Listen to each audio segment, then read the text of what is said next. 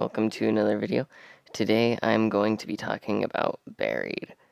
This is a very controversial map, whereas some people hate it and others love it.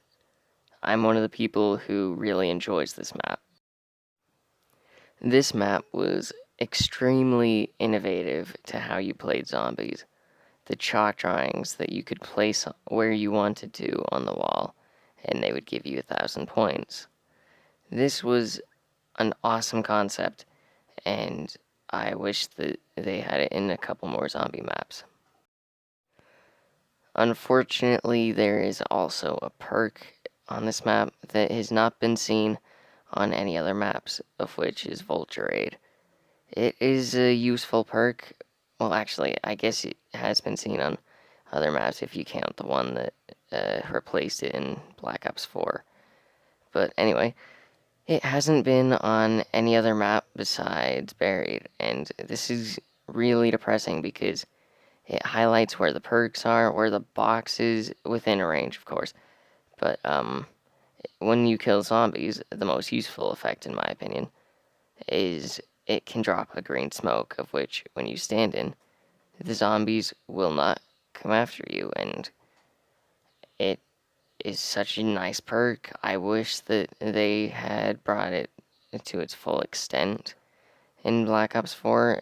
Actually, well, the one in Black Ops 4 is a bit different. Like, it'll slow zombies down, as well as I believe if you have it in a certain slot, it will have the green smoke. I don't play Black Ops 4 that much. I apologize for not knowing this. I also forgot that Vulture Aid also has other drops besides the green smoke. It will drop ammo and small amounts of points.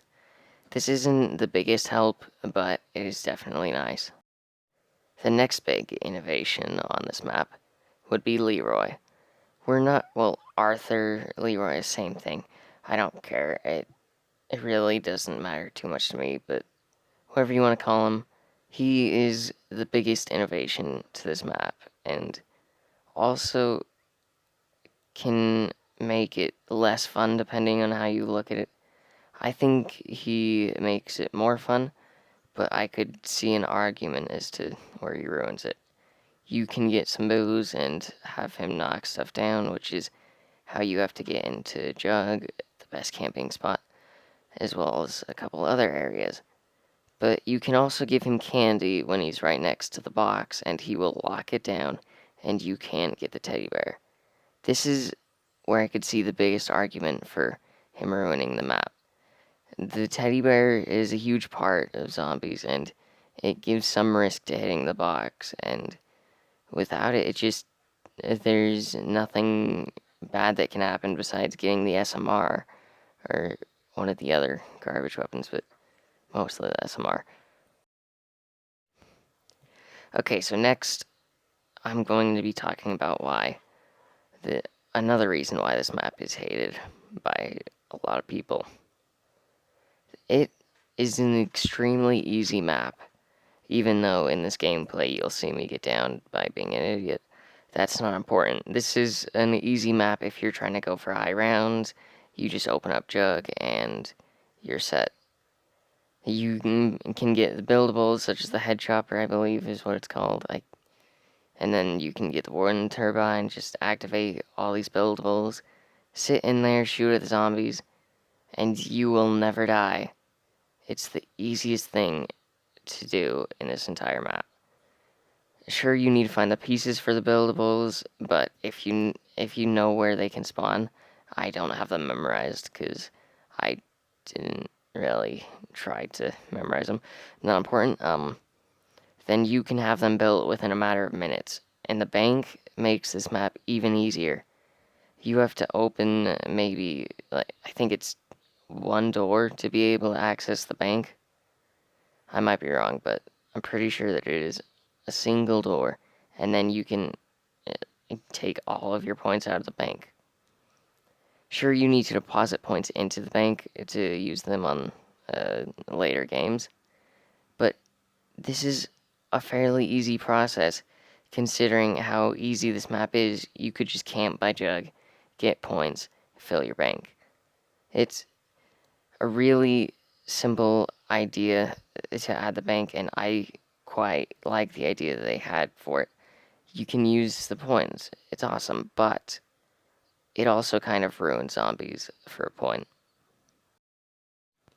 There's also another strategy where you can get the paralyzer and sit up on top of the bank.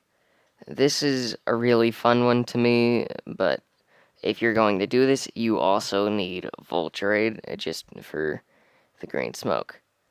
I personally do find the other one to be more fun, even though that said, it's still extremely easy. If you enjoy doing that for 3 hours at a time, then, well, good for you. I can enjoy it. It's just too boring to me.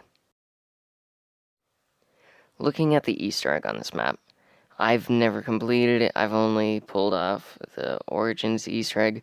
That said, I did attempt this with some friends, and we made it fairly close to the end.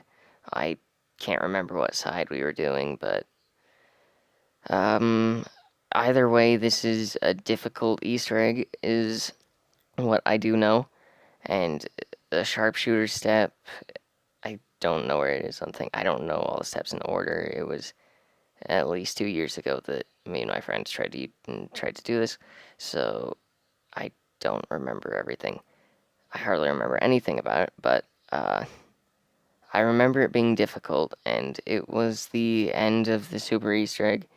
From Transit to Buried, what can I say about that more than it was an interesting Easter egg. It wasn't terrible, but it was definitely not my favorite. Opening up Pack-a-Punch on this map, you had to go through a mansion of which had ghosts. Unfortunately, I don't have any gameplay of this because I died before I could go and open pack because I was being an idiot this game. But that's not important. These ghosts will touch you and steal 2,000 points every time they touch you. So I recommend doing it with at least 2 people, one watching the back, one watching the front.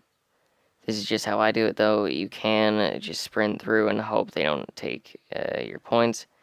You get a free perk after you kill all of them.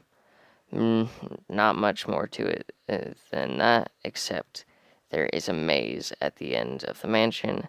It changes around, and once you get through, you will find yourself at a circular staircase going down, and this is where you will find Pack-a-Punch. You can also find stamina up there.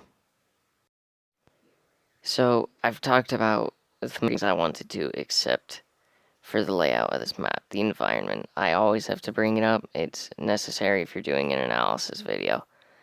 Well, the environment, you're in an underground western town. Before I even got the map, I thought that was the most awesome idea. Like, it's amazing. I really do enjoy the environment. It is well suited for a zombies map, and not much more I have to say about it than that. I love it. The wonder weapons on this map are the Ray Gun Mark II, regular Ray Gun, I believe, and then the Paralyzer.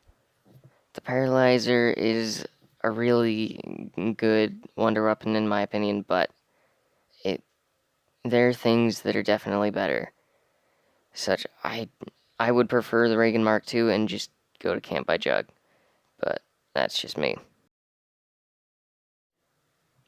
I really do enjoy this map. It is one of my favorites. It will always be one of my favorites.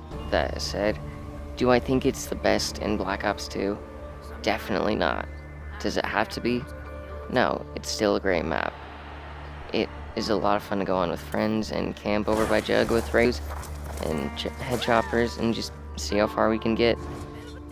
I really can't say too much more than that about it. It's an amazing map. I don't understand how people can dislike it, but hey, their opinions. If you don't like the map, comment and tell me why.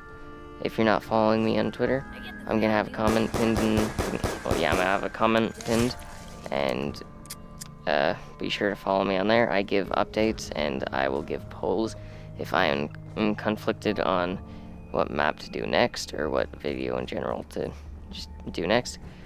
And I appreciate you watching the video, and bye.